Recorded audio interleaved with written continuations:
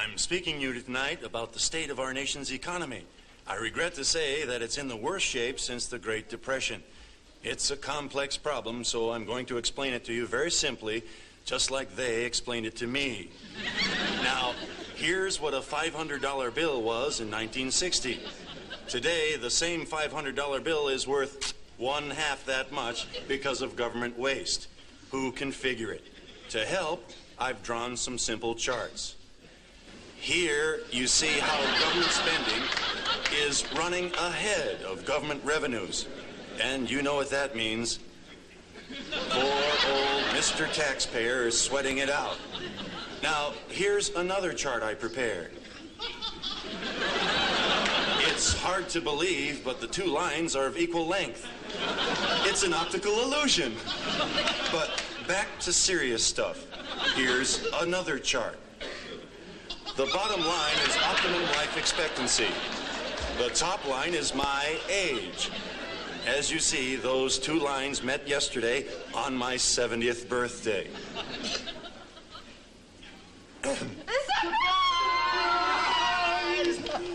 Oh, what an unexpected surprise.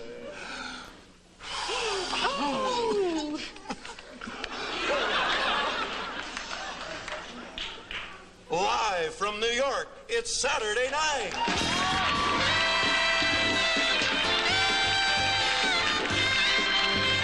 This is Not Ready for Season 6, where we discuss the much-maligned 6th season of Saturday Night Live. We want to know if that season had promise. Is it as rough as some people have said? And we just want to explore some of the nuances that make this an interesting transitional season of Saturday Night Live. Joining me, my co-host, my blues brother, Mr. Deremy Dove. What's up, man? What's going on, man? It's kind of crazy that we're so deep into the season, like it's almost over. Yeah, I was looking, I'm like, is this seriously episode 9? we are really going to the finish line here. It's flown by, but I am like grateful Brad and Gary allowed us to do this because it's been just a really great case study in watching season 6 back and really getting to the heart of like what happened that year instead of just hearing all the lore. So it's crazy. We're almost done, man.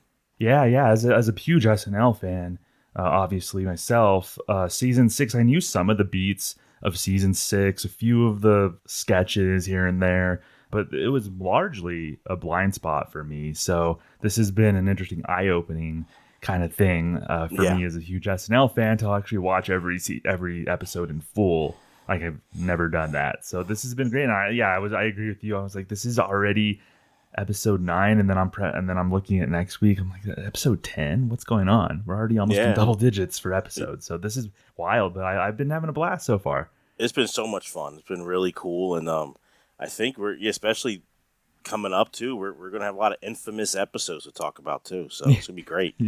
Yeah, definitely. So this week it's episode 9 of season 6, which aired on February 7th, 1981. Your host, Sally Kellerman. Musical guest Jimmy Cliff. So, Deremy, the Robert Hayes episode last week was pretty bad. Yes. There's no way to sugarcoat it. It was pretty rough, really bad, but they had a week off to meditate, have a chat with whatever higher power they communicate with. And, here's hoping they come into this episode refreshed, ready to show everyone that last episode was just like brief turbulence, man. Right. And we said that last week. It had been the first kind of rough episode in a while, just flat out where like it was hard to give a compliment to. Yeah. So like to their credit, it hadn't been like consistently like that rough, but they definitely need to bounce back big time. Yeah, that was one of those where if I was the producer, if I was Gene, I'd sit them down and say, hey, usually you're like, hey, we have a week off, enjoy yourself, take a vacation. No, with me, I'd be like, speak to your God. Yeah. Whatever you have to do to center yourself, speak to your higher power, have a come to Jesus with something.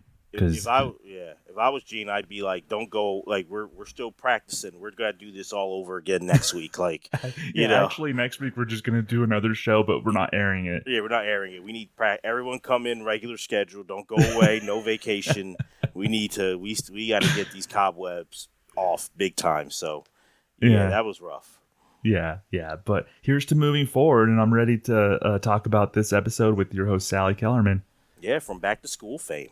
Yeah, absolutely. So we got the cold open, and if I'm not mistaken, this is our first presidential address of the season. Yeah, I guess. think, like straight to camera, the president speaking straight to camera, Yes, Dana Carvey, yes. George Bush style. Yeah, because we saw Jimmy Carter beginning the season, but he was like, it wasn't addressing the camera. He's Right. being like, because he lost the election, so he's leaving. So I think you're correct. This is the first straight to camera from a president this season. It's a complex problem, so I'm going to explain it to you very simply, just like they explained it to me. Now, here's what a $500 bill was in 1960. Today, the same $500 bill is worth 1/2 that much because of government waste. Who can figure it? I always liked when SNL did that, but of course you had like Carvey doing George Bush. That was a little on a different level, I guess. A much different level. To put it lightly, Much than different something. level. Yeah, than something like this. We have Charles Rocket as Ronald Reagan, and I guess Reagan had done a presidential address that week, and he had like shown charts about what his plans were and about the economy and all this stuff. And so, first of all, I got to get like the elephant in the room. What's up with this impression? It's still rough. The sad part is it's bad, but I think it's improved. There's some of the cadences there, like the Reagan kind of cadences there a little bit. Yeah, so I kind of wonder, like, did he think, well, now that he's actually sworn in, I got to, like, try or something like that? But before, he's just president-elect. I don't have to do it because it's still not a good impression. But I can tell that he's, like, worked on it a little bit and gave, like, a little bit of effort on trying to get the beats of the Reagan voice. It seems like he at least asked for tapes of Reagan or something so he can sit down and try to get it down. So you can tell, we'll give Charles some credit. You can tell he's like working on it. I agree. Yes. Yeah, but it's still bad, but yeah, it's the best we've seen so far. Okay, I like it. I like that positive energy Yes. for this. Something else positive, I think, from this cold open. I like the hand-drawn charts. It was funny. I think this was that was really great. I thought it was a very well-written cold open, honestly. I thought I was cracking up at it, and it clearly, I saw, like, if Charles gives a little effort even earlier in the season, but with a well-written piece, the lack of impressionism that he has, I can overlook. And I think I was able to overlook his impression because he got a little bit of effort, but it was very well written and very hilarious. I was cracking up.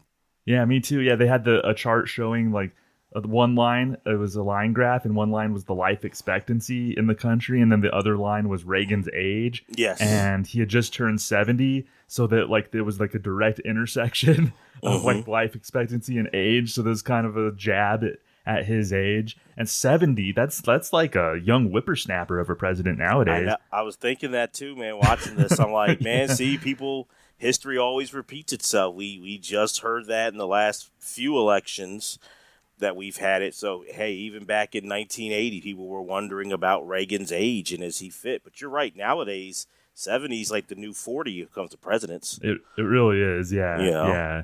And I'm going to nitpick just a little bit. I thought the end was a little kind of weird. Like, so it was Reagan basically blowing out a birthday candle, and then he fell flat into the cake, which was fine. But then I think I would have just had Reagan just stay there and had the other people in the cast say the Live from New York while he was just face down in cake.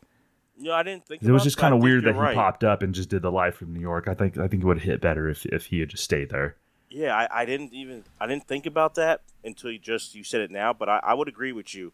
That would have been a better way to go if like he pretends he's just still in it and then the rest of the people can say Live from New York. That would have been a lot better. I think they were trying to show him with cake on his face. That's true, actually. They probably just wanted the visual with Charles Rocket with cake. But it's hard to complain about this. I think it was an incredible feat to actually make a good sketch out of something that was like the backbone of it was a Charles Rocket Reagan impression. Yeah, like, kudos to that. It was a great start. I really enjoyed this one. I was like surprised because I'm not gonna lie, when I first saw Charles's face and behind the desk, I let out a big moan. I was like, ugh. But I was happy to see this one. This was 3 out of 4 stars for me. Yeah, and we got a somewhat familiar face. I don't know if you noticed. Yes, the person bringing out the cake. Yes, Mr. Sweeney. Yes, Terry Sweeney, who's a current writer on the show for season 6 and would become a cast member. And later, I think season 11. Yeah. Yeah, under Lorne. Yeah. Yeah. That's kind of rough. You're associated with two of maybe the two worst seasons I know, in poor SNL Terry. history. Yeah, it's not Terry's fault, but just by that's all rough. accounts, like a really good dude, and talented performer. He played, So I was surprised. I had to kind of pause it. I'm like, that is Terry Sweeney. Wow. Yeah, it's okay, awesome. Good for him. Yeah, he's the one that brought out the cake. So yeah, a good cold open, and we head into the monologue. And I noticed right away that Sally didn't come out sprinting from backstage like she had 12 cups of coffee, which was different from prior weeks. I think they had either instructed the host to run out or they just fed him caffeine before the show. But Sally her entrance was a little more subdued, not boring, but she's just a little more laid back than the other hosts. Yeah, I think she really went into the thing of I'm an actress. And I've been in big films and I'm a star. And so she was I don't run for anyone in a way, but not in a cocky way, but just I'm not running out here. It's not what I do. I'll move at a brisk pace, but don't expect me to run here. I'm not sprinting. I'm not Tom Cruise. Yeah, she's I'm not doing that. No. Yeah, no. I've been in MASH. So, yeah. The actual monologue itself, I like short monologues, but at least do something. Deremy, nothing happened. It's so wonderful to be here tonight. It's so wonderful to be here as the real me. The real Sally Kellerman, and not the actress you've so often fallen in love with in so many, many of my wonderful films. Like MASH, Brewster McCloud, Last of the Red Hot Lovers, Slither, Little Romance. I couldn't even really understand her, to be quite honest. And I couldn't, he was hard. I think maybe it could be a little bit better if he I don't know if it was really Dave Wilson or not, but let's just say it was Dave Wilson, the director, make him louder. So that's the bit, he's cutting, wrap it up or something. It's the voice of God, really loud. Right. Yeah, he was too low, and then she was kind of low with it, but higher than him. So it just seemed like it was audible mistakes more than this is part of the bit. Yeah. So I think if just make his voice louder, I would have been okay with it. I'm glad it was short, but disappointing. Yeah, it was a little disappointing, and she kind of had marble mouth. Kind of, I think I just for some reason I just kind of had a tough time totally understanding her. Maybe she was speaking too quickly or something, but at least it was just in and out. I agree. But I still didn't know much about Sally after that, except that she's an actor. Yes, we got that part. Capital A actor. She was letting us know. Yeah, for sure. We lead off with somewhat of a surprise, leading off with a rocket report. Here, they usually put those, definitely, I don't remember leading off with a rocket report, so that was a little strange to me. But it starts with Charles trying to get through a police barricade and into the midst of a parade that's being held to welcome the hostages back from Iran. What a truckload of press people, I guess, apparently. People from all over saying hello. And here comes a hostage now, as we can take a look. Barry Rosen. It's Barry Rosen, ladies and gentlemen. If we could just say hello to Barry Rosen. Barry, can we say hello? Barry, Charles Rocko at the Rocket Report, Saturday Night Live. Welcome back. Wanted to say hello. One thing I will say is I do respect Charles's commitment to this, crashing a parade route. I don't know if they got permission beforehand, but it seemed like he just went gonzo and was just kind of going through the route. I was thinking the same thing. I'm it felt like guerrilla filmmaking, which was kind of cool to see.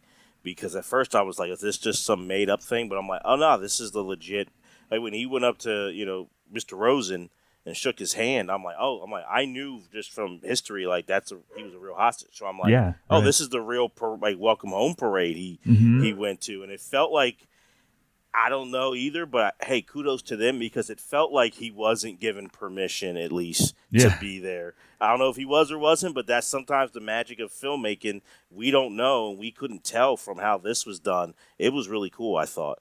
Yeah, I agree. Ultimately, it doesn't matter if he was given permission because they made it look like it, and I think that's an interesting style of filmmaking there. And it wasn't particularly funny, like laugh out loud, ha ha funny, but it was interesting to watch. It was kind of fun to watch. And it was something more than we got from his DC trip. Yeah, it was way more than that. And I kind of felt like his broadcasting background kind of worked in his favor Yes. Because he did kind of seem like if he wasn't given permission, he has the look and the feel and the confidence like he is part of the media. And so, like, it wasn't like, I think if, like, Gilbert did that, it'd be like, I would have assumed they definitely got permission if Gilbert was, like, able to get through. But with exactly. Rocket, I could see Charles worming his way into that. Like Kyle Mooney used to do man on the street things, but Kyle is similar to Gilbert. Like, he would have had to probably have permission to get that close to. But you're right. That's a really good point that Charles presents himself as a newsman, so some of the guards were probably just like, oh, he's from one of the stations. Yeah, let him in. And he seemed genuinely excited in the moment to, like, be shaking Mr. Rosen's hand. Like, that's what I kind of liked about it. It didn't seem fake. It seemed like he was excited. I don't know if he was excited that he got through and he got that close, because he's in the heart of the parade, really, and just really hyped. So I like the energy he gave. Like you said, it's not ha-ha funny, but it was cool to see. It was very unique and interesting, and it was fun to watch. Yeah, definitely. So not like the best Rocket Report of the season, but certainly a step up.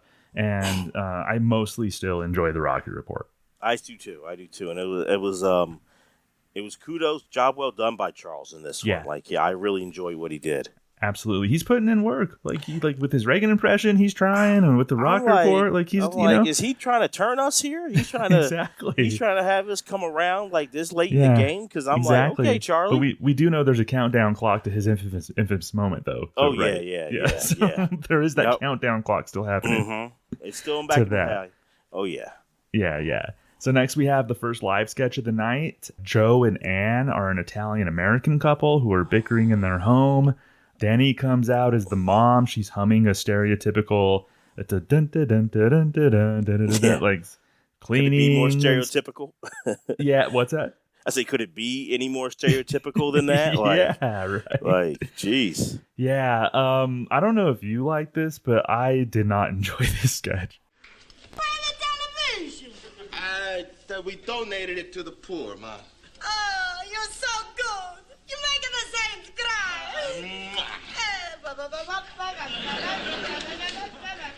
Fix your hair, Tony. The lady should be here any minute. She don't care about my freaking hair. I'm a freaking stand-up comic. No, I didn't like it. I didn't like it at all.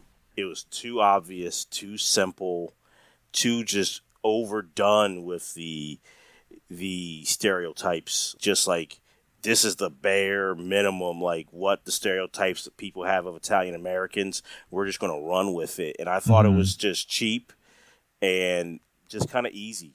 Yeah, it's just Ann and Joe are, like you said, bickering, and then Gilbert comes out as their son Tony. He wants a career in stand-up comedy.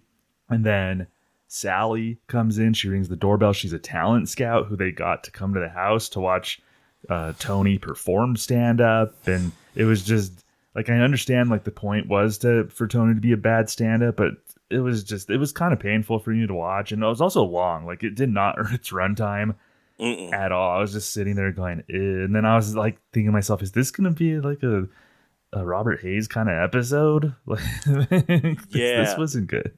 It wasn't good, and I think that's what I'm noticing about season 6 is when their sketches go long, I feel like their big thing is let's throw a twist in here. Like, and let's either break the fourth wall or let's, like, okay, you think we're doing this, but then we're going to swerve, but their swerves are bad. It's just like you're just doing fish out of water stuff, really. And that's what I felt with this. It's like Sally's a fish out of water. Like, she's not not Italian American, and everybody else is. So that's like the joke. So I'm like, it was not good. Yeah, Gilbert was the best performer in the sketch, probably, which hasn't been said maybe at all this season, and it's not much to say for this sketch, but like Gilbert was probably the best one. He probably was, but he was still bad too. Yeah, so it's like exactly. It's like no one wins really. Yeah. Next we have a game show sketch. We haven't got a lot of game show sketches this season. I think we've just been accustomed over the recent years to have game show sketches, but not a lot this season. So we have one of the game shows called Name That Sin. Charles is your host, which I think Charles actually does a pretty good job as a game show host. That's where the cadence works for me. I'm surprised you didn't get that one as we get ready to name that sin.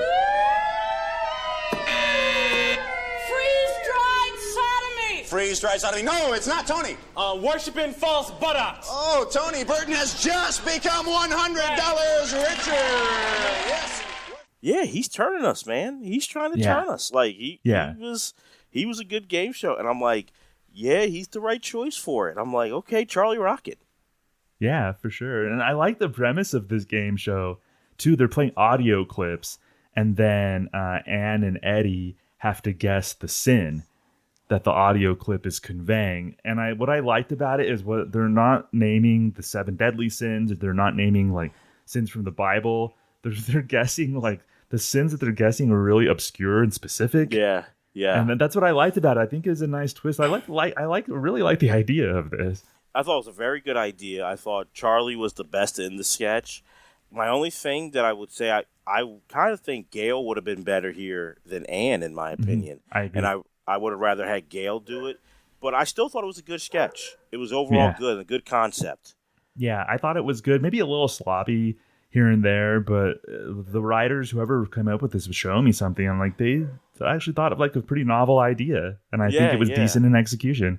I thought it was good, and I thought it was, like you said, I agree with you, like not just giving the typical like sins, but making it like real specific to it was like a better choice. Yeah, Eddie, one of his guesses was worshipping false buttocks. Yep. And then they just had weird little things like, where did they come up with? Is that even a sin? He just, and that's part of the point. That was part of the comedy is like you're thinking to yourself, well, how is that a sin? That's pretty funny. Like, that's not a sin, and that's the thing. There's something about Eddie Murphy, man. I think that line's not even the greatest line. Right. But he can just make it funny. Yeah, just hearing him say it just cracks you up. Like, worshiping fall. And I was cracking up when Eddie said it. Like, you can see he's still a young performer here, and he's getting used to television. But I'm still just impressed by the way his confidence and charisma, he's making it work. Yeah. And that's just awesome. As Deremy and I have so astutely noticed this season, Eddie has a lot of potential, and he could probably make something of himself in this business. I do wonder whatever happens to this guy. I'm going to be curious to find out. Yeah. But you and I have spotted it so far that he has talent. I think we're early. We're early on the Eddie Murphy train here. So people mark this down, 2026. Eddie Murphy is a funny guy. He's going to have a good career. Yes. Like, you heard it here first. Absolutely. So name that sin. Good job, Charles. Giving Charles a lot of credit tonight. Let's go. For sure. Yeah. So next we have a short film, which was very short, very weird. Very fast. Called Eye, Ear, Nose, and Throat. Someone's playing the piano with her nose while we see people moving different body parts. This was very odd.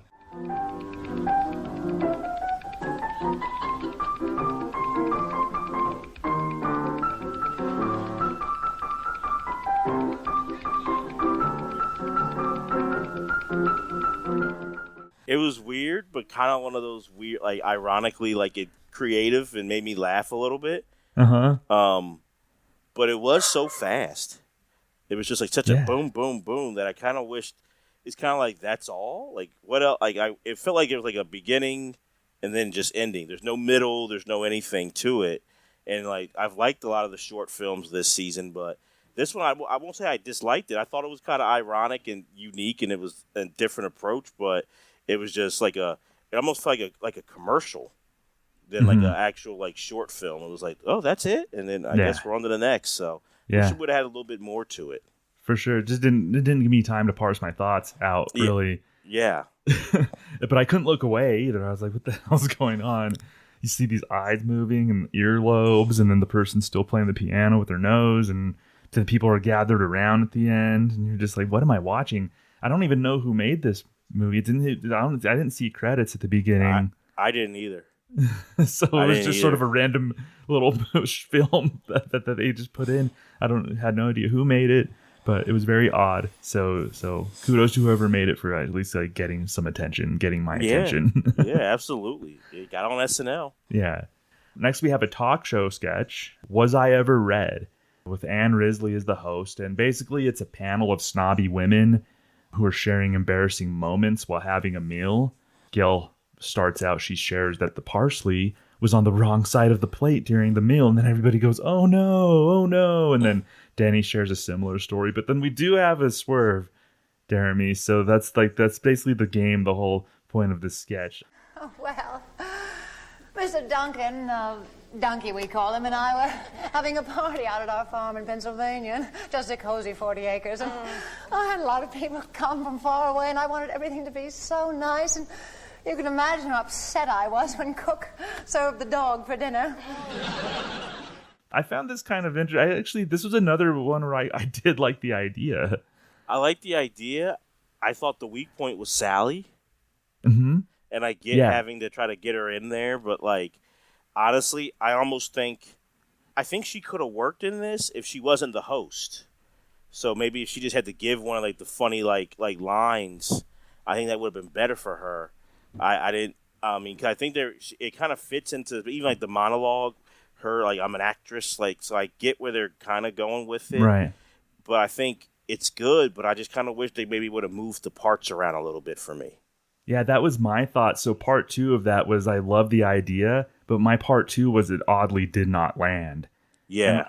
Like the reveal should have popped more because Denny, her story was that the maid put out 2 regular forks when one of them should have been a salad fork, and they all gasp. So they're 2 pretty benign things, but that snobby women would connect with and would be aghast about. And then Sally shares a really dark, embarrassing story about how her cook was serving dog for dinner on accident because, like, the person's nearsighted or whatever. And that reveal, like, if this was late 80s, early 90s SNL, I think the crowd would have reacted with more of a, oh my gosh, or whoa, and then, like, maybe laughed a little bit because that reveal should have had more of a pop. But I don't know if it was just the setup was sloppy, if it was her delivery.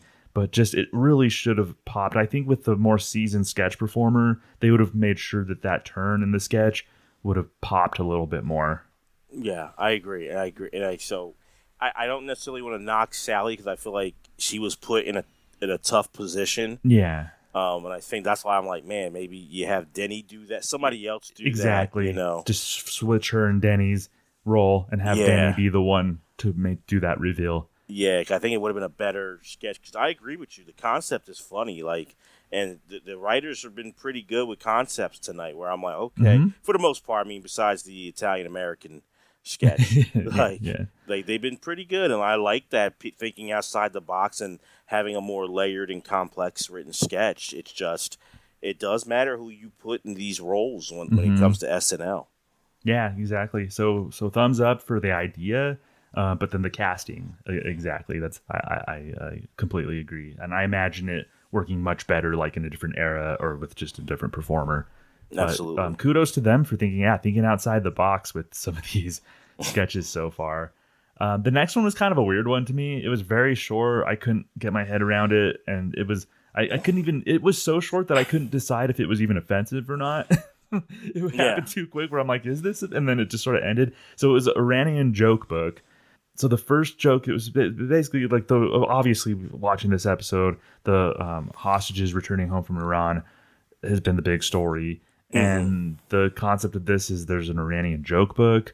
That's like a picture book. The first joke was acted out in the sketch. It was a fake execution. I didn't really know what they were going for with this concept. And then it just sort of ended. So I was just sort of pretty much Deremy left like perplexed by this. Yes, classic gags like... Your mother is dead. The television camera in the bathroom, they're all here. Finally, the funniest nation in the world brings you the funniest jokes ever. It's the Iranian joke book. I don't know. I don't want to seem... I'm going to be real with you and whoever's listening. I don't...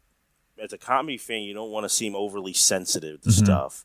And, like, that's what comedy is. But I'm just like, I don't know. Maybe I am a little more sensitive on it than I thought I was, even, because it just felt like weird and I guess maybe too extreme and like just playing on, but it's just playing up stereotypes. It's just like, it wasn't, I don't know. It just kind of bothered me with this one that it was like, that's what the Iranian joke book is. It's just these extremists in their eyes, the Americans' eyes, and like they're just playing off of that, but it's not, they didn't even focus it on like maybe they would have focused on like the extremist, but it was just like, oh, this is everyone from Iran, and I didn't like that.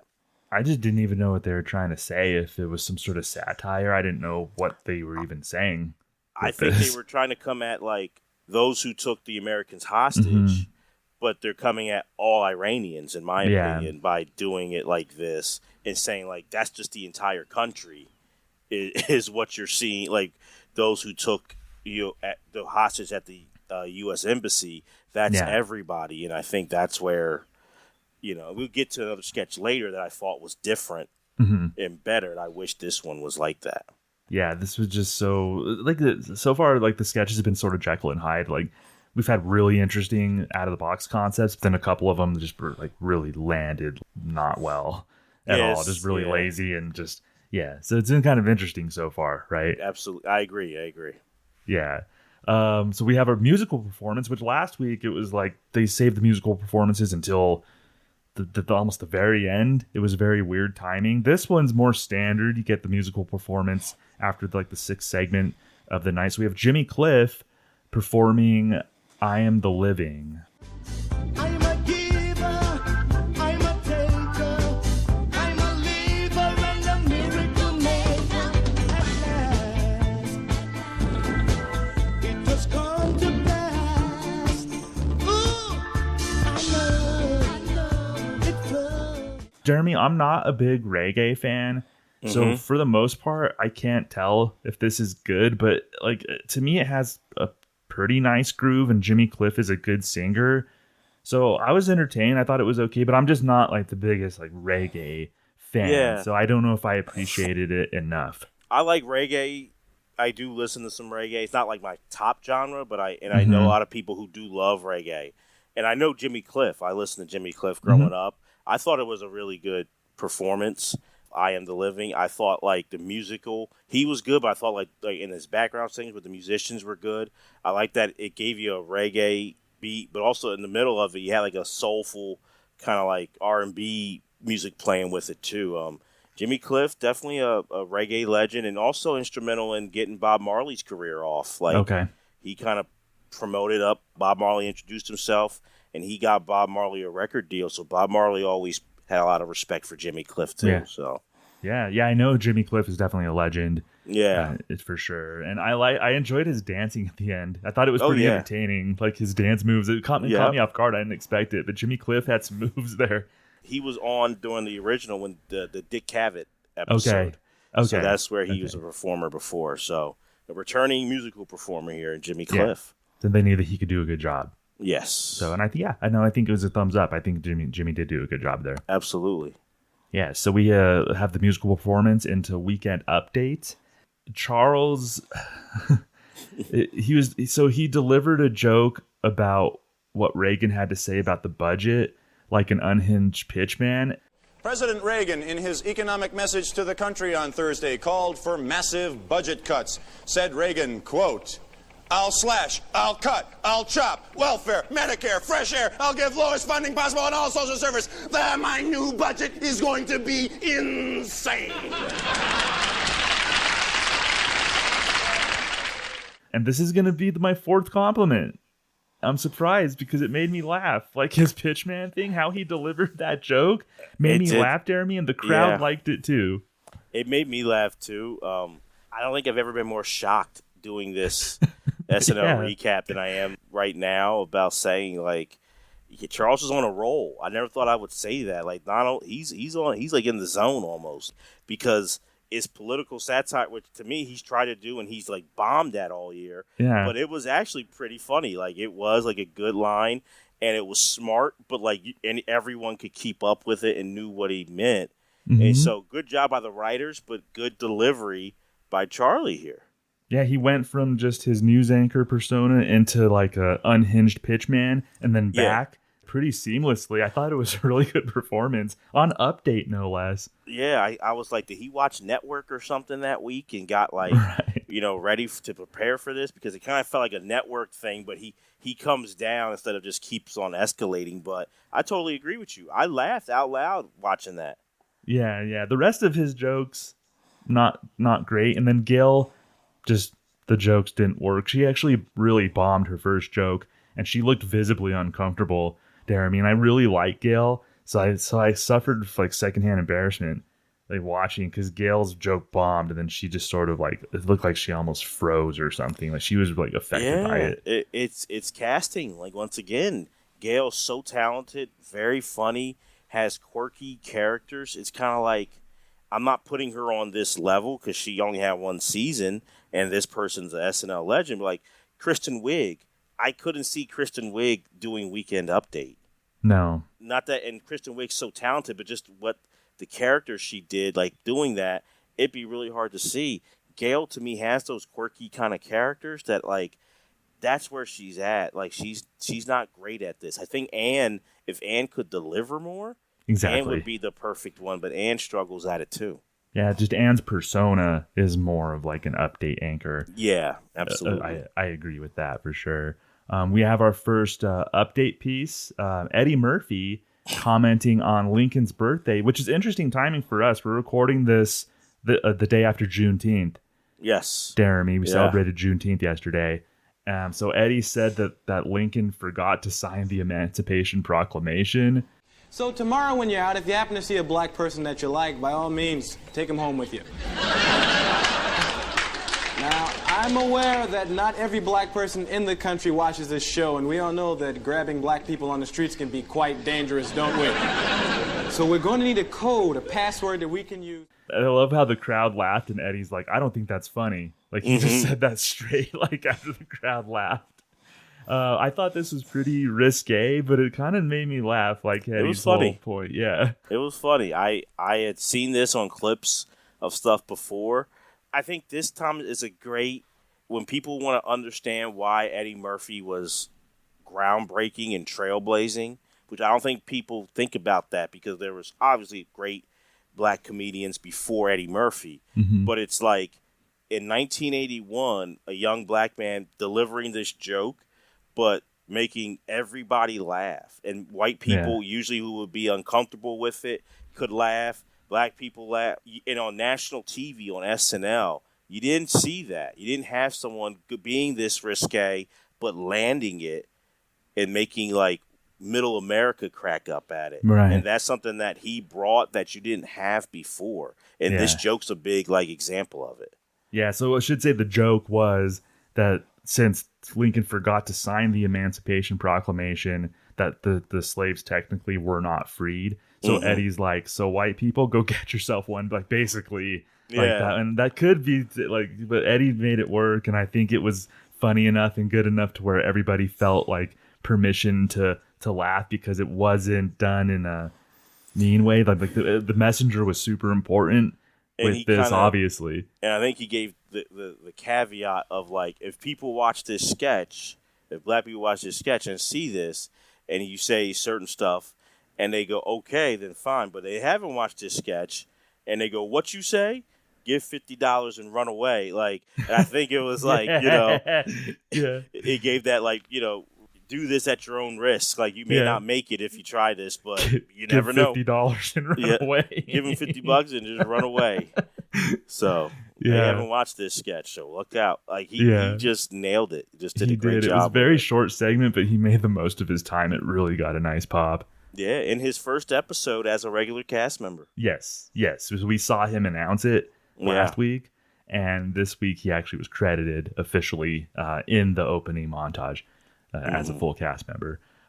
Joe Piscopo is next with sports, and Joe is asking Deremy if anyone can revive boxing. And then we're introduced to a boxer puppet named Rocko, who could be the one to save boxing. How you doing, Rocko? I'm ready to go, Joe. Come on, let me hit him. Rocko, you look great. How do you stay in shape? Joe, I do a lot of exercises, like this one here.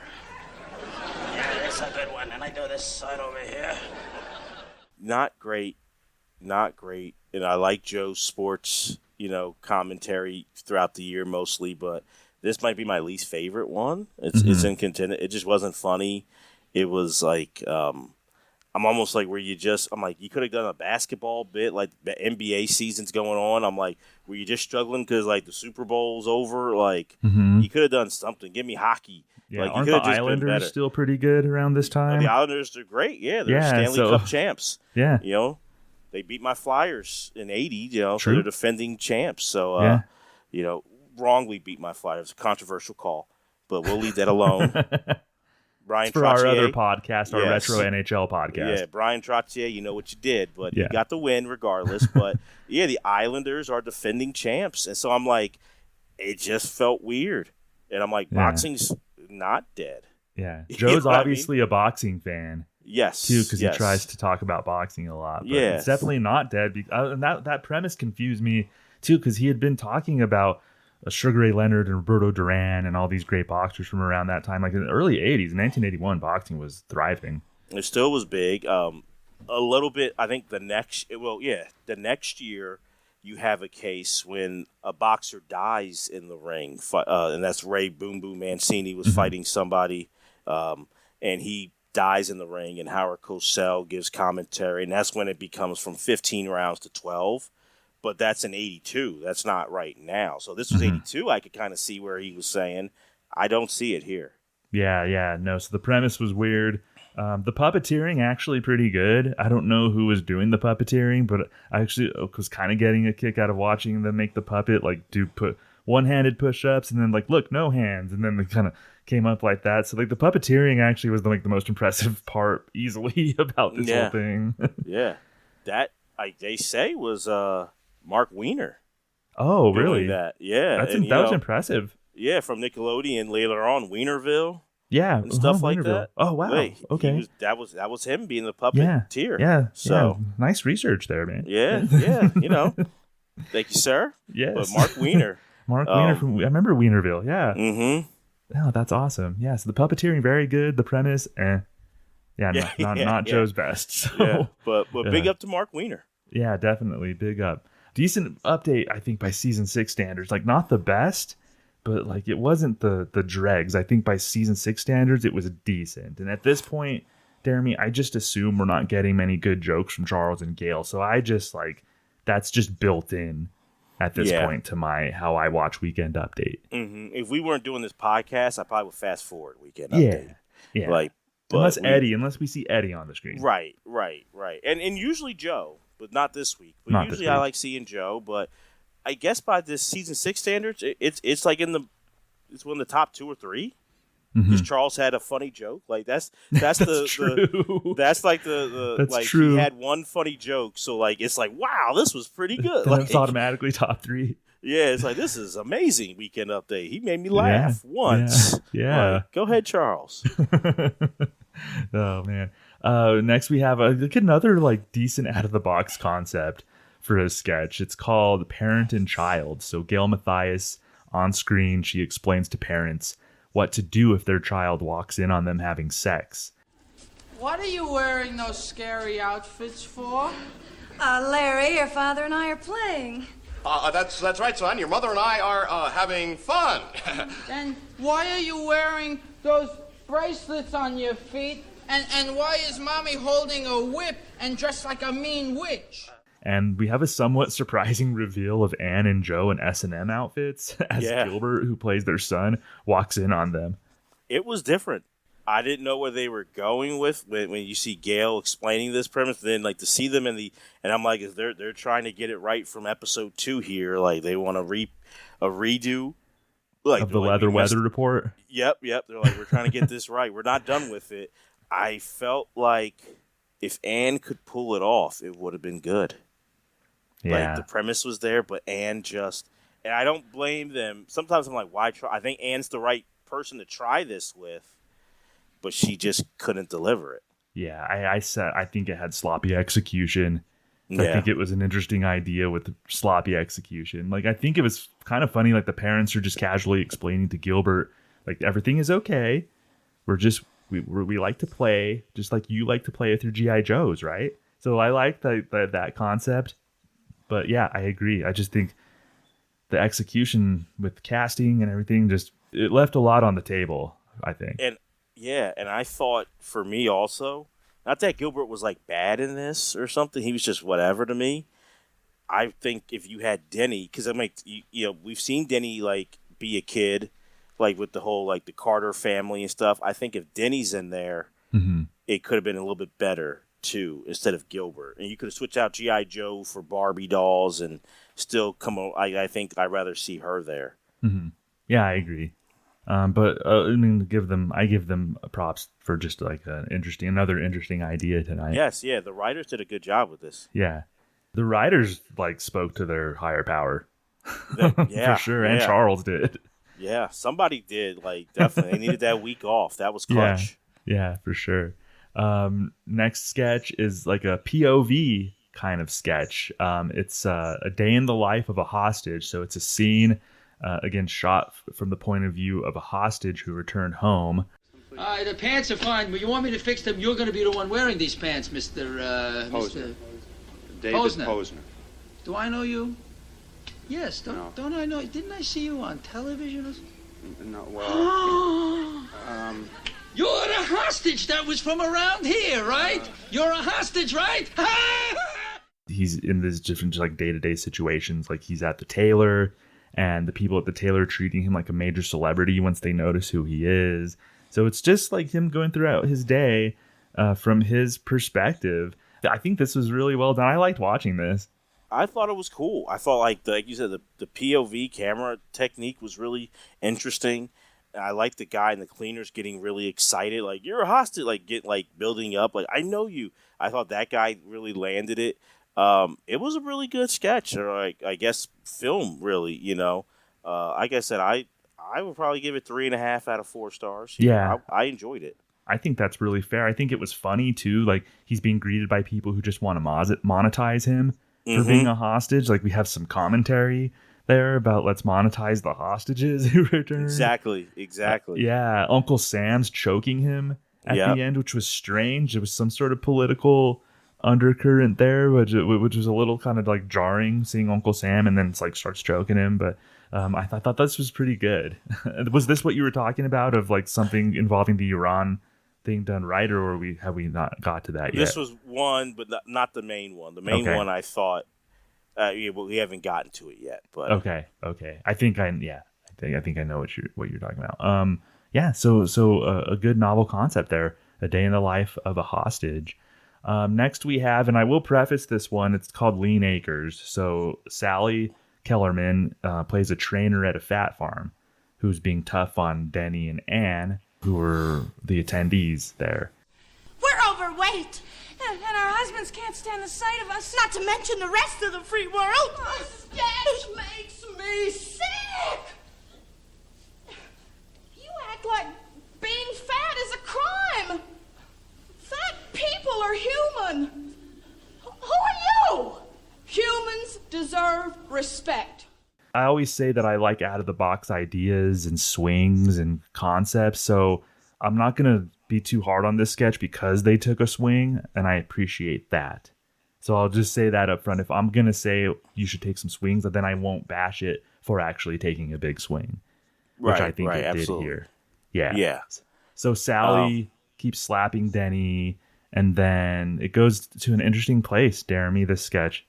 Like you said, I like the attempt, but it goes to a weird breaking the fourth wall and having an audience member, and I don't know who she is, but kind of like coming at, like talking about how wrong it is to say those things about people who are overweight and just making comments. It could have been, I think it just ended kind of weird. Yeah, like it was a weird ending. It was weird, but it was cool, like breaking the fourth wall kind of. I thought that was like a unique approach to it. If I was showing this to someone of like younger, I would say just kind of wait for it. I feel like a lot of people would bail out because it could be uncomfortable by today's standards, probably honestly 1981 standards. Because you don't hear like a lot of like laughing. No. Like, which is probably the early point. Parts. I mean, that they knew that they wrote it specifically to be uncomfortable to have an audience member then point it out. Yeah. So I think if you just like, once again, execution, like you said. Yeah, because it ended with the audience member saying a string of fat jokes. So that was just kind of like, well, I didn't understand the point of that. It just ended on a weird note in that way to me.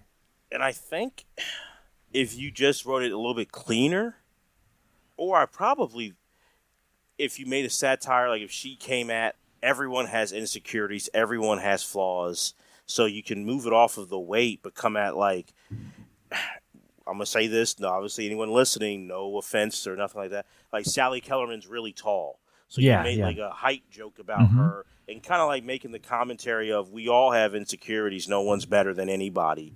Then I would have gotten it more, but just keeping up with like the overweight jokes was like, you had a chance here and it still fell flat in my opinion. Yeah, maybe like make fun of Gilbert and then cut to Gilbert and he just happens to be walking and then he stops like, what? What are you talking about me? Right. Yeah, no, I think they could have gone some funny ways with that. It reminded me of, do you remember Adam Sandler's Audience McGee?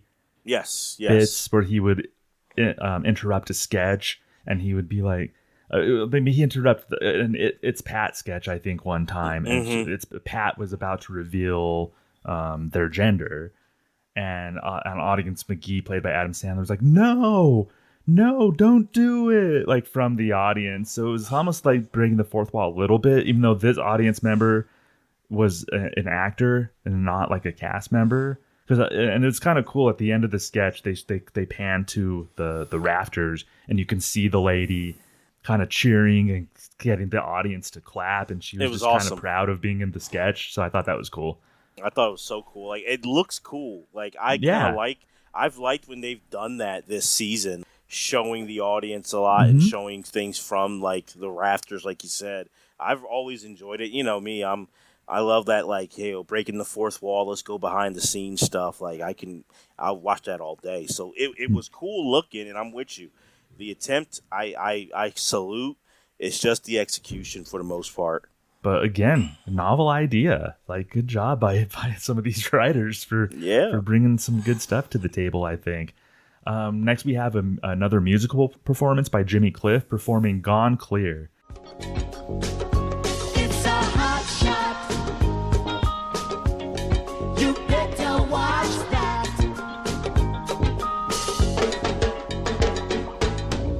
All of my presence can't stop us now. They better come round here and dig this sound. Deremy, I loved this. I thought this song to me was more interesting than the first one. The instrumentation was awesome. His voice was great. Like, I was really like enthralled by this song. Yeah, I really enjoyed the first one, but I would say I would agree with you. I think this one's better, and he showed his vocal abilities even much more even in this one. I like the band in both of them a lot, but I really do think like Jimmy Cliff gave great performances tonight. I really enjoyed this as well.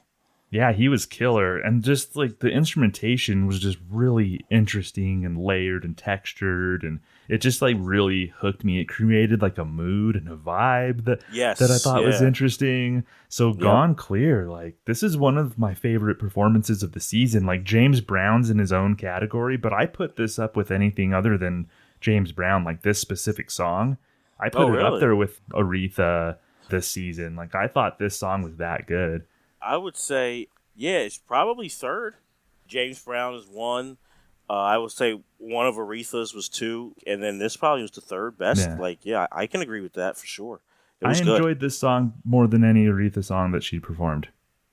Like the performance or just the actual song? Probably just like the actual song, but I thought the performance was great too.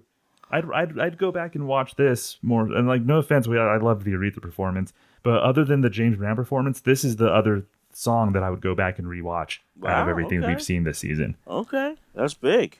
Yeah, that's big. I didn't expect that because, like, again, I'm not like a reggae, but this wasn't like your typical reggae song, though. No, I thought both choices tonight weren't like typical reggae, really, that he gave. So I like that he showed why he, a legend, but like his versatility in it too. Yeah. So Jimmy Cliff, I'm a fan. Yeah. Okay. Yeah. Nice. I love that. We have a live sketch next up. It's a Iranian student council. So Eddie is the head of the student council, an Iranian student council. The council is deciding what to do after they kidnap the hostages. I'm pleased to announce that through our bake sale, pay paper drive and the kidnapping of the American hostages, we raised over $8 billion! Well, we're not sure what we're going to do with it yet, but we think part of it's going to go to the seniors, and we're going to have a big bonfire and a big dance for the seniors!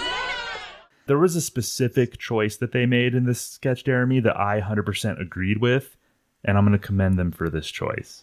But that's a little tease, but you want to know now? Yeah, I'll say yeah. Okay, so they made the choice not to do Iranian accents. And I think it worked on two levels. I think because like it might have probably have been offensive, but also it works with the premise of them being like typical students on a student council. So it's like a student council that we're familiar with as Americans. So they just didn't do Iranian accents. They did American accents, but still were part of the Iranian student council. And I think just given the premise, I think that was like 100% the right choice. Yes, I agree with that. That's a great observation by you. And this was the sketch I was referring to earlier about like I thought they did a better job where it was about the students, about those who did the kidnapping and kind of focusing it more on there than like just the whole country of Iran. And it's still, even this one, I think was still, if you would have said which one they would have been more offensive on, I think before the show, people probably would have thought this one. Yeah. But this one, like you said, was still done in a respectful way that I thought was funny and kind of showed like, yeah, they were, because that's who did take over the U.S. Embassy, were just these young, students. They were outside protesting, and then they broke into the embassy. Right. Yeah, if you've seen Argo, it lays it out. Yes. Well, what happened, right? Yeah. Right. So that's why I'm like, okay. And it was because we see with a lot of young people who have the energy to take a stand, and it's however you feel, a lot of times once they take the stand, there is a what's next. Like what do we do next year? Like I didn't think we get this far. So I kind of thought like that made me laugh with this. Like, they kind of had that like, what do we do now? What do we do now? Like, they're young kids. So I enjoyed this one.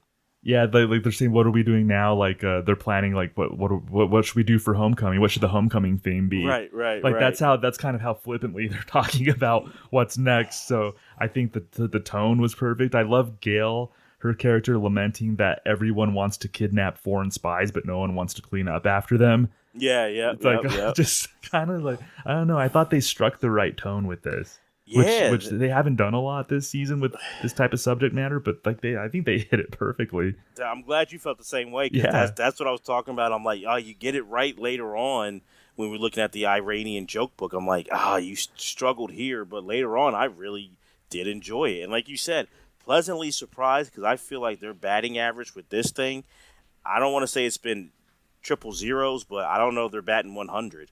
It's been pretty bad. Mm-hmm. Like. They would have been sent back to the minors for sure. But they did a good job with this. The next segment we have is a film by C.F. Bresler called New York. And not like a funny thing, but something that I really liked watching. I think it was a nice way to break things up. So it was a claymation short film capturing New York at night. But it hasn't got the handy subway train to sell or find a taxi when it rains. That's why New York's my home. Keep your California, New York's my home, sweet home. It was soundtracked by New York's My Home by Ray Charles, which, never complain about a Ray Charles song on SNL. I'm one of the biggest Ray Charles fans, yeah. You love Ray Charles? I love Ray Charles. Yeah, this song was great, too. I loved hearing his voice. And Deremy, I enjoyed watching this and listening to this song. It might be my favorite short of this season. Wow. Yeah. I love this. And I'm not going to lie to you or the listeners. I'm a sucker for claymation. I think it's fascinating. I love watching claymation. I love the making of claymation, like watching that. So like you do have me at claymation, but they like this. It looked great, and it looked just like if you watch documentaries on New York in like the late 70s or mid 70s. It had that kind of feel. Mm-hmm. And this did come out in the late 70s. Technically, like this was he didn't make this for SNL. Okay, he made it like in 79, 78, 79, something like that. So it was just awesome looking. Like you said, it wasn't funny, but just cool to see. A cool breakup. And he picked, a lot of times those choices we kind of overlook when we hear music or something and it works. We're like, oh yeah, that was cool, but he picked the right song. He could have gone with a lot of other songs. I think for the mood he was going for, picking that Ray Charles song was perfect. It was absolutely perfect. This was great. It reminded me of like a similar vibe, less comedy, but similar vibe to like Christmas Time for the Jews, which was a claymation. It was a really heartfelt kind of claymation thing. Yes. That one had more jokes, but it still kind of gave me similar vibes. It was just sort of like a heartwarming kind of cool claymation piece, you know? It was awesome. I like I said, might be, as of now, my favorite short of the year. Wow. We'll see if that holds up by the end of the year. But that's sure. Because we've had some pretty good shorts actually this season. So we have. Yeah. We have. I love this one. I watched it multiple times. That's awesome. Yeah. Yeah, that's great. So we have Pillow Pets is our next segment. It's a live sketch. So it's Anne as a wife talking to her husband, played by Gilbert, about how he pays more attention to the dog than to her. Well, this is too much. I mean, this is just too much. I mean, I wouldn't mind it if it was a real dog, but this... That's not the dog, that's the cat. Oh, okay, this one. The dog, the cat, what difference does it make? Makes a very big difference. I don't like the cat. If you want the cat, you have the cat. And then it turns out the dog she's talking about is one of his pillows. She's like, the worst of it is it's a pillow. And then she brings out this pillow and it's actually not the dog, it's the cat. And then she's like, oh, and then she brings out the cat pillow. I actually don't mind this oddball premise. Again, this is a theme. Like the premise is okay, like it's a quirky kind of thing, but just the execution was like a little sloppy. For me, I'm not trying to be hard on this person. It was really just Anne. I kind of like Gilbert in this. How he's been, it kind of fit this character, like just beaten down and tired, and just like he's kind of like, yeah, I'm done with this relationship. I love the pillow more. But like it was kind of funny when. And she was like, I thought you'd have a lot of love to give her. He's like, oh, you were wrong. The way he said it, like, cracked me up, like, that delivery. So, I just kind of felt she was, like, I don't know, just too much. Yeah. Like, it was just too much for her. Like, I don't know. I don't want to be hard on her like that, but it just, if you give me someone who can do that role better, I like this sketch a lot more. Well, she was probably really talented in other capacities, but just, as we've seen throughout SNL history, sometimes the show isn't for everybody. Yeah. And she's probably a case of this. The show wasn't for her, and we've definitely seen that with a lot of performers, even really talented performers. Like the SNL wasn't for Jenny Slate, and then Jenny Slate moved on. She's more comedic than Anne, but she moved on to find her footing elsewhere. But sometimes just SNL isn't for people, and I think we've had enough evidence to suggest that it's not for Anne. Yeah, because part of me wonders if she had veteran writers and producers, could they have helped guide her more? But then part of me just thinks you're right, that even if she was in the Lorne era, like one of his time, I think she would have been lost in the shuffle, sadly. Mm-hmm. Yeah, for sure. The next and final sketch of the night is a televised trial, which again, like to me, the presentation of this was interesting. It's cool. Like I've never really seen a presentation quite like this. So the setting is a televised trial in a small claims court. So they're starting to I think things like the People's Court and sort of like showing court type of things on TV that was becoming popular. So they're televising a small claims court. And this case involves a guy who says that he bit into a ball bearing while eating a meatball sub at a restaurant, a meatball hoagie. But we just have another witness that's just dying to come out. Bailiff, could you introduce him, please? I sure can, Your Honor. Thank you. Our next witness is an expert on wildlife as a result of his many years on Mutual of Omaha's Wild Kingdom. Would Jim Fowler please take the stand? Wow. What I meant about the presentation of the sketch is that like they were showing it actually on the TV. So we saw a TV and they kept the outline they kept the TV on screen, and then you're just seeing the screen and the action happen on the screen, Deremy. I thought that was kind of like fascinating to me. Yeah, and you're right, because the People's Court does debut months later in 81 with Judge Wapner, the People's Court. But it's just really cool, and I am not trying. I don't think Lauren would ever do things. Certain things this season I think are cool that I'm like, yeah, I don't think Lauren would ever do that. And not obviously Lauren's a legend, but I'm like, I don't think Lauren would do this. And this is really cool. Like, it was different, and it's kind of ahead of its time because the People's Court debuts like that fall.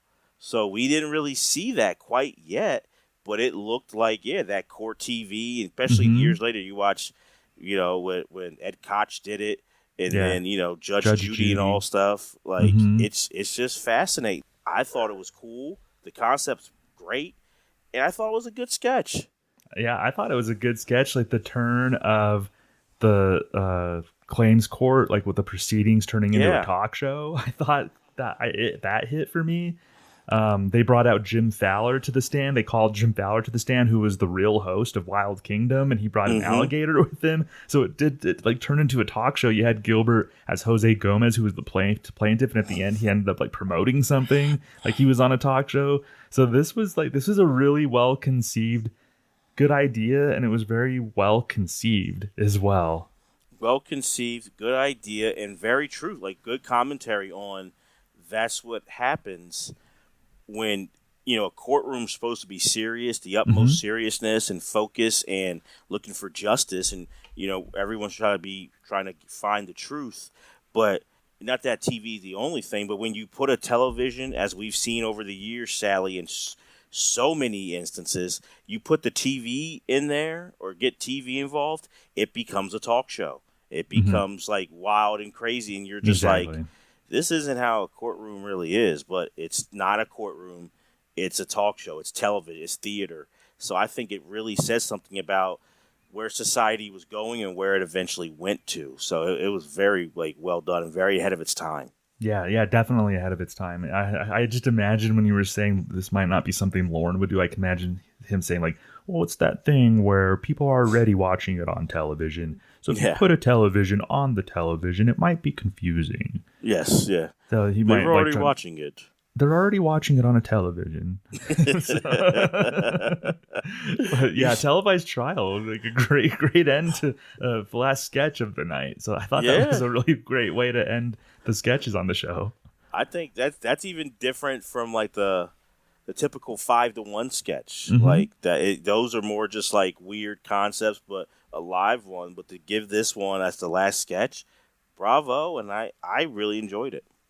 Yeah, absolutely. And then we end the night with I was surprised, a musical performance by our host Sally Kellerman.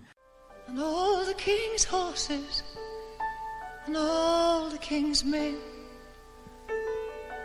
couldn't put Mom and Daddy back together again. She's performing a song called Starting Over Again. So I guess I didn't realize she was a singer, and I still don't think she's a singer, but she respectfully to Sally.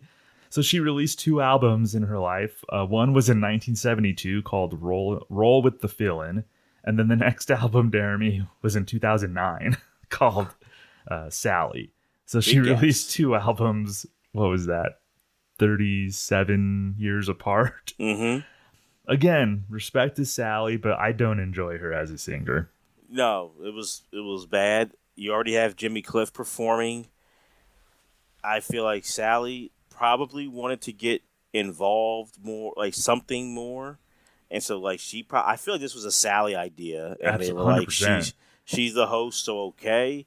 So I get why the people put her on just to like make her like appease her and her representation probably, but it was bad. It wasn't good, and I don't know if it's better that they played it here or if it would have been not as bad if they played it earlier in the show. I'm not sure. I guess here is better. I think here. Yeah. I think this was the best place to put it. Yeah. Yeah. Most people were probably asleep, close to 1 a.m. So. Yeah. We got good vibes from the good sketch before it. So, but it was honestly kind of a bummer of a song to end the night on. The song was about like a broken family. It was like a really heavy song, if you listen to the lyrics, it was kind of like bumming me out. And then she's not an especially good singer either, so it was just a very weird, and it sounded like 100% a Sally Kellerman idea. That the show was just like, you know what, if we have time, maybe it was if we have time, and then they ended up having time, and they're like, oh shit, we have time. So we have time. And Sally probably reminded them, like, we have time. Hey. You know, we have time for my song. They're like, oh damn it. Like, they were just going to rerun like a commercial parody or something. Pretty much. From the first 5 seasons, we were going to see Swill by Bill Murray on, and the Sally's like, no, I could actually do it. And they're like, nah. They're like, you sure? She's like, yeah. It's like, all right. You don't have to. We don't want to trouble you. No, I want to. So and then we get starting over again. Yeah. And that was rough. Yeah, a little rough, but yeah. So, but the episode as a whole, I think not that rough, honestly. I was expecting a lot worse. I thought they might continue the bad vibes from the Robert Hayes one. Absolutely. It was definitely a big bounce back from Robert Hayes. I think Sally Kellerman obviously been in some big movies. Really good actress, but not built for the show. But guess what? Did a good job for the most part of hiding her and like kind of like keeping her out of it. I thought that was really smart by them too. So like a lot of times that's big when you have a host who doesn't quite hit. How do you still make it that they're a part of the show, but you hide them? Except for the starting over again, which I think was all Sally anyway. They did a pretty good job of that tonight. Yeah. I think the only misfire was in the casting was maybe like the "Was I Ever Read" sketch with like the women. I think as we said, if they had just flipped Sally and Denny, I think that would have had a little bit more pop. But yeah, you're right. I think maybe they realized, I don't know, or maybe it was just coincidence. But sometimes you realize early on in the week that the host might not be up for a lot of what you're trying to do. So then maybe you tried to hide them. I've heard that happen before. Yeah, I've heard that too. Yeah, so that might have happened here. They're just like we love, she's a nice lady, but she's just maybe not built for this. So let's see what can we do. Not coming at her, and I don't know her personally, and we know like we can only imagine Hollywood is tough. But from doing some research deeper on her, getting ready for this, she had no problem saying no to stuff, and fight was not a bad thing, or fighting for things. So I could see like. She wasn't someone who probably was like, if I'm wrong, someone let me know, who was just like game for anything. I think she was probably more protective and guarded, which I understand, but it's not great for hosting SNL. Yeah, I agree for sure. But strong night, I think, overall. So I'll start with you. Any reasons for optimism coming out of this episode? Yeah, by a long shot. Like, not even close to right. This is the best episode I've seen the writing staff have. I can't even tell you what number 2 is. This is by long and away the first time this season, and we're in episode 9, right?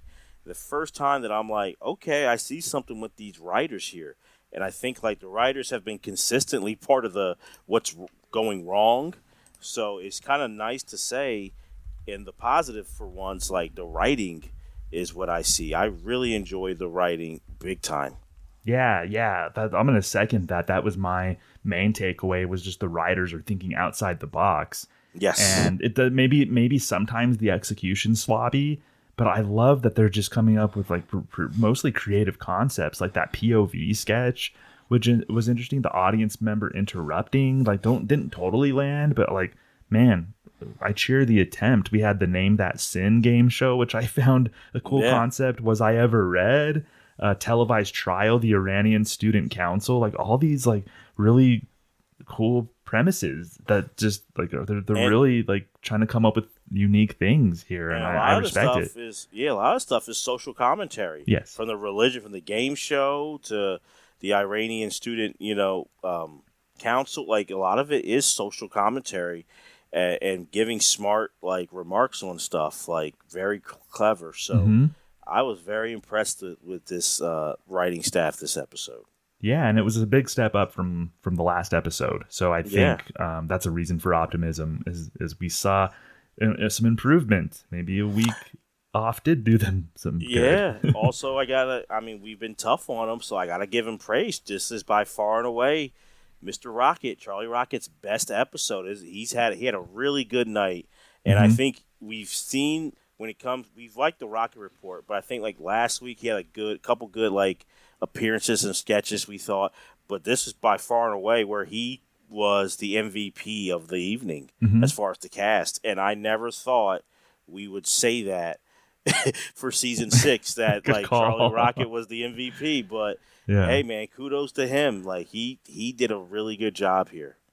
Yeah, and it's a shame that they haven't had more game show sketches this year because he really thrives as a game show host. Yeah. He's like Bill Hader was a great game show. Phil Hartman was a great game show host. Like Charles Rocket, great game show host. Great game. I totally agree. He's got that. Like you're starting to see where his niches are a little bit here. And it's just a shame. We know like he's only got a few more episodes left. You wonder with the right guidance of I thought he was going to be in more of what we talk about with Ann. Like maybe the show's not built for him. He's showing that maybe he could have had some promise with the right tutelage and the right guidance. Yeah, I agree. Definitely. Do you have any areas of improvement? It might be a little nitpicky for this episode, but... Yeah, areas of improvement is just finishing the sketch, like sketch endings. I feel like it's like, okay, like we said a lot tonight. The premise is there, but they just kind of end strange or end like, oh man, you were so close. Yeah. So, I think a lot of time, and sometimes I feel like that's the hardest part in sketch writing is like, how do you end it? So I give them a little pass. Like it's not easy to end these things, but that was just like my biggest nitpick, I would say, was like, cool concepts, but find a way to finish the sketch out strong. Yeah. It's interesting that you say that because that was mine too, but maybe a little different perspective. So I had don't feel the need to put a button on every sketch.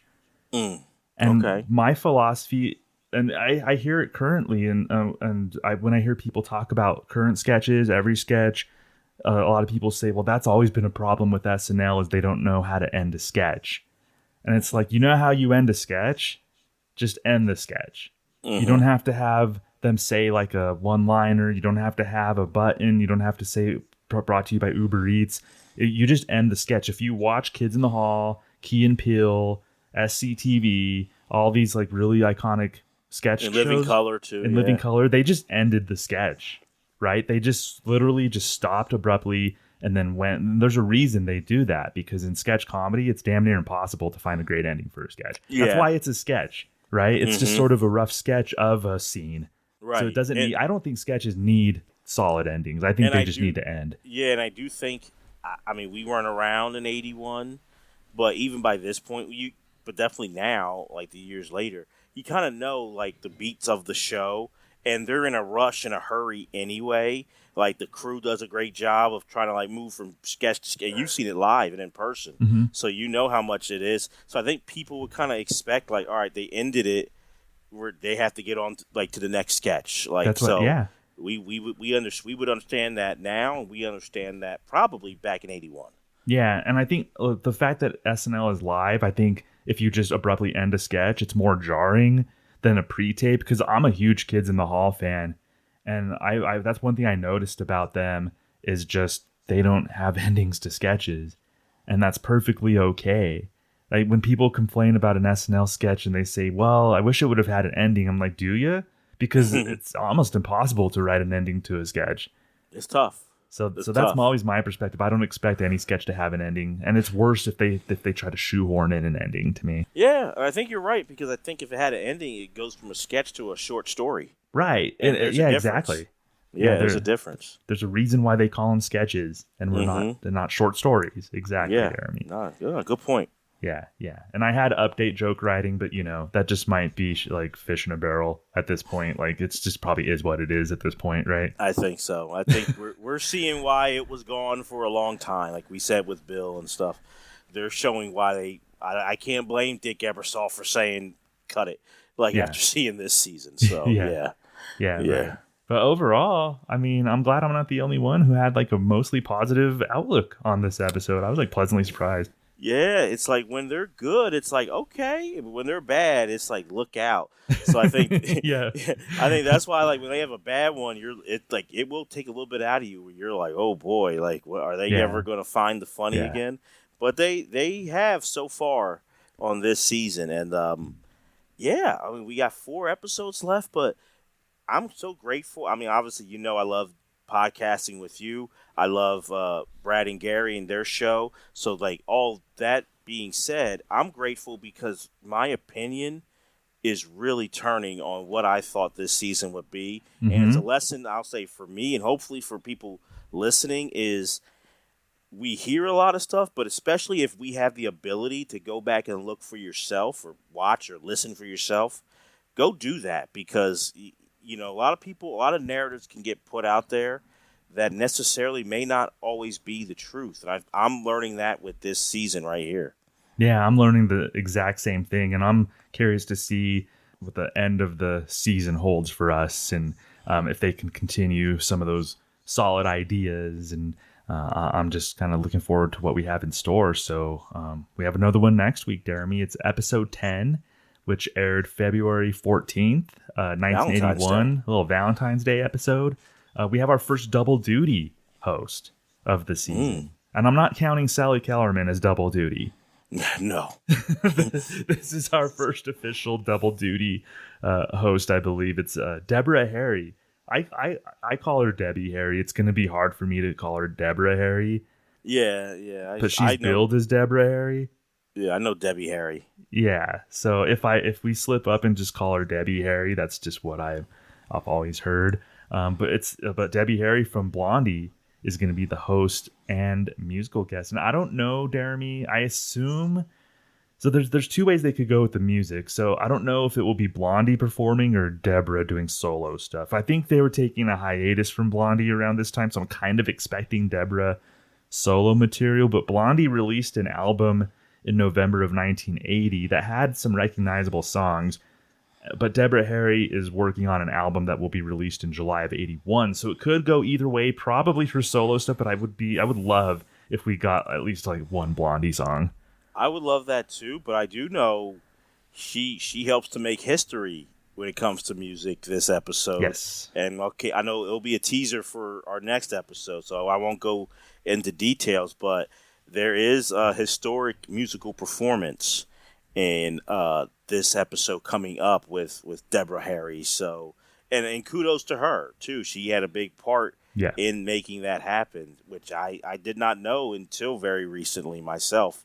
So I'm excited to see that as well. And I'm going to keep it. I haven't watched this episode ahead yet because I wanted to get ready for this episode to really try my best to feel it like they did back Valentine's Day of 81. But it's definitely a historic episode of SNL, but TV, really.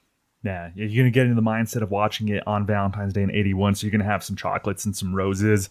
It's a little rosé. With you. A little rosé while watching this episode. You know, take a nice little bubble bath, just unwind, you know, a little bit like that. Yeah, absolutely, man. I got to feel it. Yes. You know, break out the short shorts, the 80s short shorts and all. Hang up my Dr. J poster. I'm going to be Valentine's Day 81, all in. Perfect. Yeah. So join us next week as we discuss episode 10 of season 6, musical guest and host Debbie Harry from Blondie. I'm looking forward to it, man. Me too. I can't wait. Thanks for listening to the Not Ready for Primetime Project. Be sure to subscribe and follow wherever you listen to our podcast. You can also follow us on social media everywhere at NR4PT Project. Thanks for listening. Good night and have a pleasant tomorrow.